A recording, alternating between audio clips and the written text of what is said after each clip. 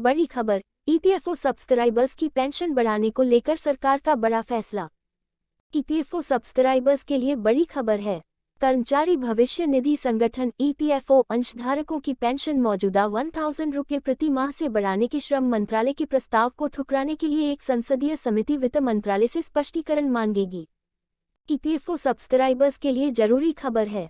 सरकार ने कर्मचारी भविष्य निधि संगठन ईपीएफओ के सब्सक्राइबर्स के लिए जरूरी ऐलान किया है। हालांकि ये खबर आपको निराश कर सकती है।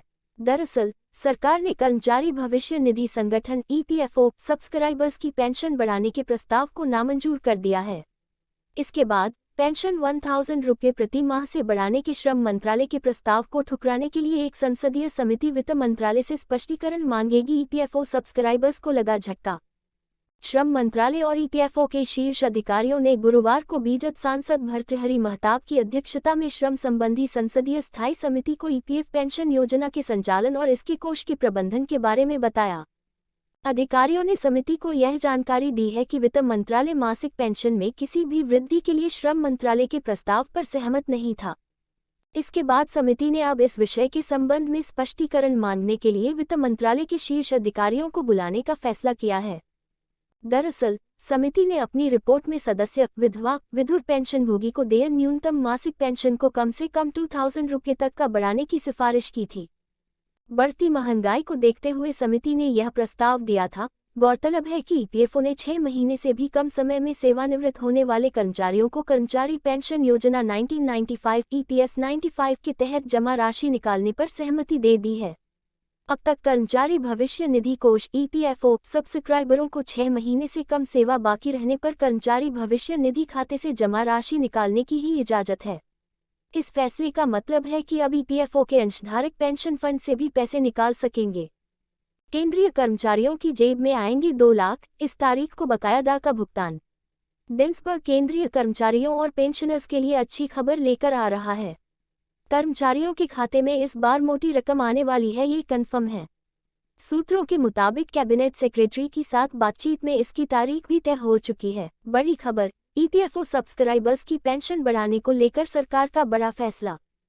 ईपीएफओ सब्सक्राइबर्स के लिए बड़ी खबर है। कर्मचारी भविष्य निधि संगठन ईपीएफओ अंशधारकों की पेंशन मौजूदा 1000 रुपये प्रति माह से बढ़ाने के श्रम मंत्रालय के प्रस्ताव को ठुकराने के लिए एक संसदीय समिति वित्त मंत्रालय से स्पष्टीकरण मांगेगी। ईपीएफओ सब्सक्राइबर्स के लिए जरूरी खबर है। सरकार ने कर्मचारी भविष्य निधि संगठन ईपीएफओ के सब्सक्राइबर्स के लिए जरूरी ऐलान किया है। हालांकि ये खबर आपको निराश कर सकती है। दरअसल सरकार ने कर्मचारी भविष्य निधि संगठन ईपीएफओ सब्सक्राइबर्स की पेंशन बढ़ाने के प्रस्ताव को नामंजूर कर दिया है। इसके बाद पेंशन 1000 रुपये प्रति माह से बढ़ाने के श्रम मंत्रालय के प्रस्ताव को ठुकराने के लिए एक संसदीय समिति वित्त मंत्रालय से स्पष्टीकरण मांगेगी। ईपीएफओ सब्सक्राइबर्स को लगा झटका। श्रम मंत्रालय और ईपीएफओ के शीर्ष अधिकारियों ने गुरुवार को बीजद सांसद भर्तृहरि महताब की अध्यक्षता में श्रम संबंधी संसदीय स्थायी समिति को ईपीएफ पेंशन योजना के संचालन और इसके कोष के प्रबंधन के बारे में बताया। अधिकारियों ने समिति को यह जानकारी दी है कि वित्त मंत्रालय मासिक पेंशन में किसी भी वृद्धि के लिए श्रम मंत्रालय के प्रस्ताव पर सहमत नहीं था। इसके बाद समिति ने अब इस विषय के संबंध में स्पष्टीकरण मांगने के लिए वित्त मंत्रालय के शीर्ष अधिकारियों को बुलाने का फैसला किया है। दरअसल समिति ने अपनी रिपोर्ट में सदस्य, विधवा, विधुर पेंशनभोगी को देय न्यूनतम मासिक पेंशन को कम से कम 2000 रुपये तक का बढ़ाने की सिफारिश की थी। बढ़ती महंगाई को देखते हुए समिति ने यह प्रस्ताव दिया था। गौरतलब है कि ईपीएफओ ने 6 महीने से भी कम समय में सेवानिवृत्त होने वाले कर्मचारियों को कर्मचारी पेंशन योजना 1995 ईपीएस 95 के तहत जमा राशि निकालने पर सहमति दे दी है। अब तक कर्मचारी भविष्य निधि कोष ईपीएफओ सब्सक्राइबरों को 6 महीने से कम सेवा बाकी रहने पर कर्मचारी भविष्य निधि खाते से जमा राशि निकालने की ही इजाजत है। इस फैसले का मतलब है कि अब ईपीएफओ के अंशधारक पेंशन फंड से भी पैसे निकाल सकेंगे। केंद्रीय कर्मचारियों की जेब में आएंगे 2 लाख, इस तारीख को बकायादा का भुगतान।